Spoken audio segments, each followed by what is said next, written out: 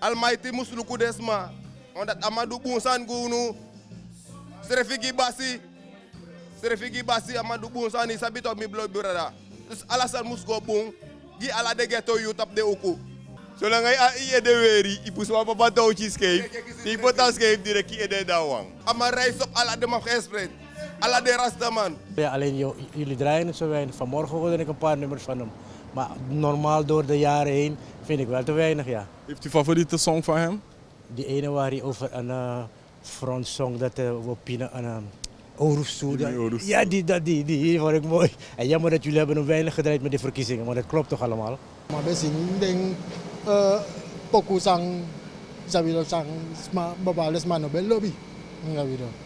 En ook toe school toe, dat maar zing je de school toe en de school toe ben. Maar dat is maar we doen, maar in de tijd is dat de man bestuurt. Want hij heeft geprobeerd om de Surinaamse muziek op hoog te brengen, maar ja, helaas is hij dan niet meer in ons midden om het toch hoe het nu is.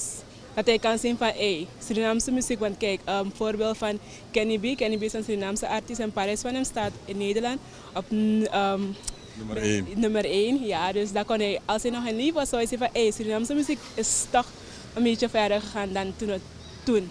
Big up touwtje alla tema. Altijd aan we doen Elda. Kan fek, sabi? Altijd aan maar ik een biggie wang. Ook grima rustig, maar alla mama singi sabi toch. Ik was 12 jaar. Dan ben ik op de pokoe van Mangwa.